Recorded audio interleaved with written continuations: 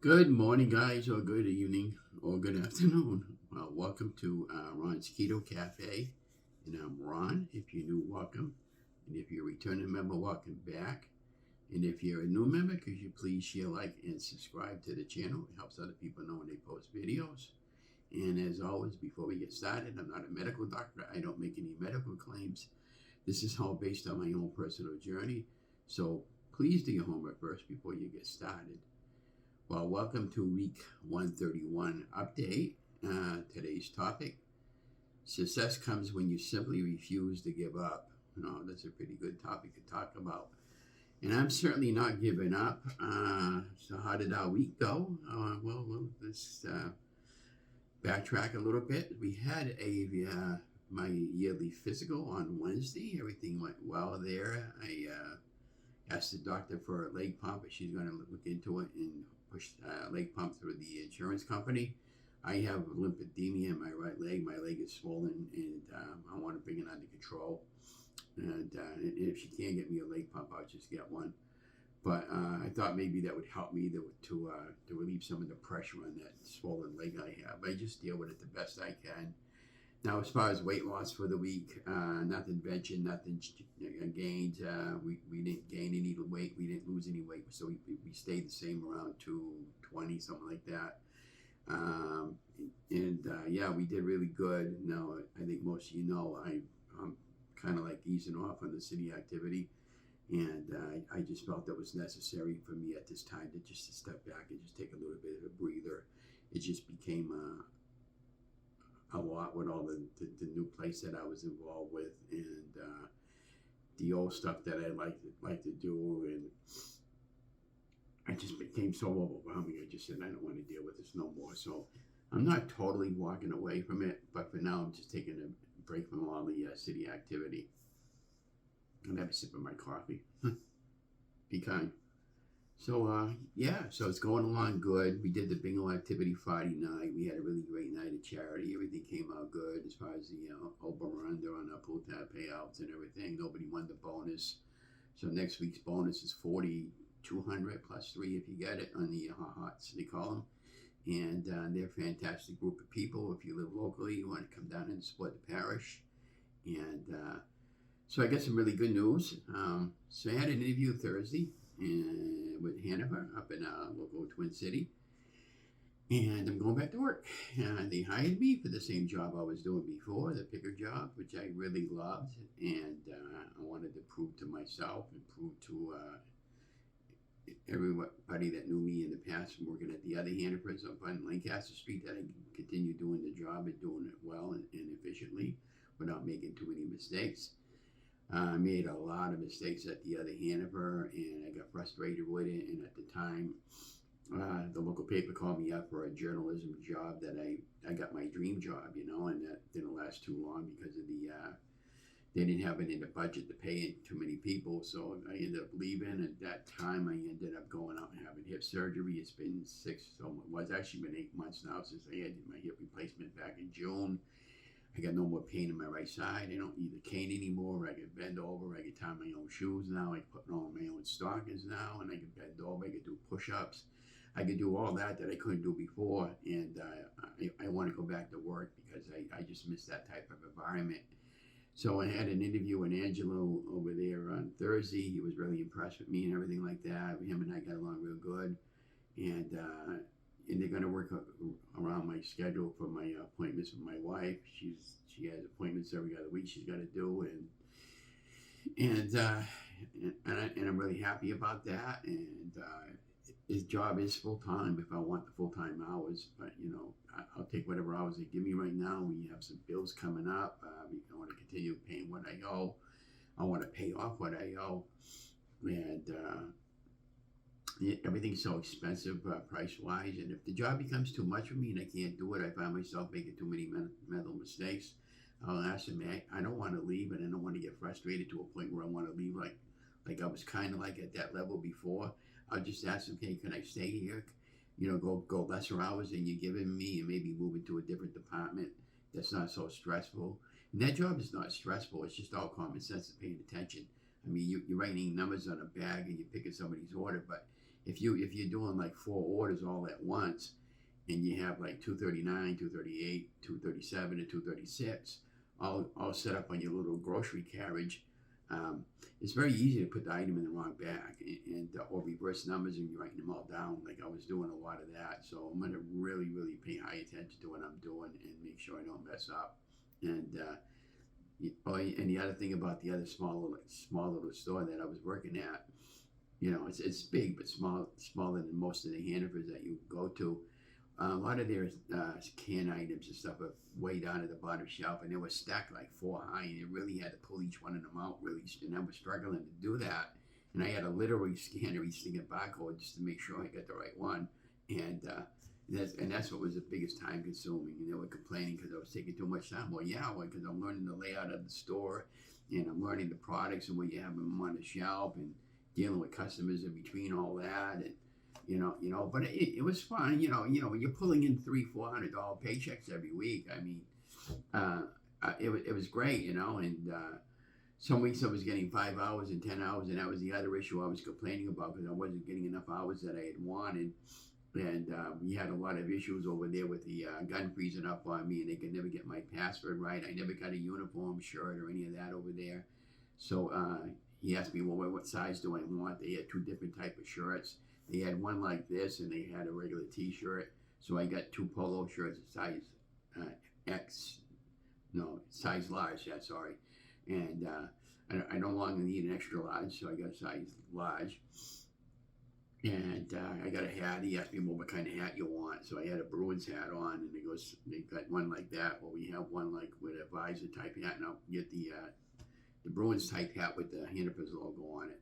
So I'm really happy, and I'm excited about it, and I'm going to give it my all. And if it becomes too much for me in full-time hours, if I'm getting like 30 hours a week or something like that, I'll just ask them to cut me down a little bit, and the schedule is going to work with me. And they're another great group of people over there, and he's been there for quite a while. He's worked at the other Hannaford, so he knows exactly what I was talking about and everything like that. And so I'm really happy and excited about it, guys. And so we did our first pop-up live on Thursday night. It went well. I didn't have too many people that came on, but I just wanted to just go over my history a little bit, and where I was and where I am and where I want to be. And that was my first pop-up live by myself and hosting it by myself. And I kind of liked it. It was got a phone call in between my live. It kind of like messed me up a little bit. What else? I didn't know what else to say after about 30-40 minutes. And then I realized I'm looking at the time because holy crowley, it's been over an hour. I'm going to continue doing more pop-up lives. I did a couple of them already. I like going live. It could bring in a whole new audience to my channel. I have 465 subscribers. Every now and then I'll get a subscriber, and all of a sudden one would be taken away. I don't understand what's going on with that. If anybody knows what's going on with that with YouTube, can you figure it out for me? Because one day I'll be really excited. I goes, oh, I got 500 subscribers. Next thing I know, I'm back to 467. I think what's going on with that, I think they're just bots looking for, to promote their whatever they're selling. I don't go for that on my channel. And so yeah.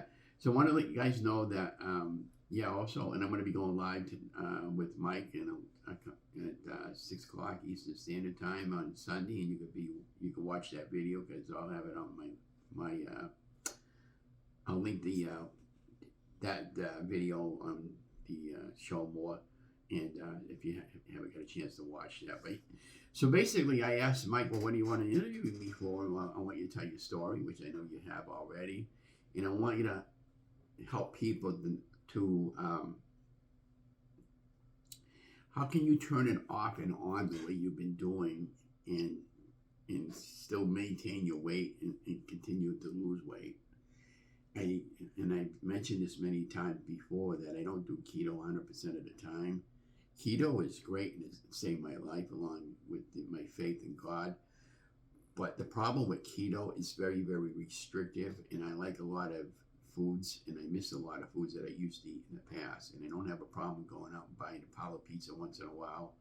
I don't have a problem going out with the restaurant with my wife once in a while. and just having regular processed foods once in a while. Everything is so expensive and so crazy out there in prices, and I got to be very vigilant and careful what I spend every month, because we're on a 1 month income, and when the 1 month income runs out, it's a long haul before you get your other check. And so right now I got a full freezer, because every time I go in and buy groceries, even if I don't need it, I'll pick up another slab of hamburger or a couple of things of steak, some chicken, and pick up some egg whites like I did yesterday, and stuff I know I'm going to use over the course of the month. And the other thing I wanted to talk about was gluten. Do you guys have a gluten intolerance about skin issues, and a lot of people can't eat almond flour or eggs or that sort of thing?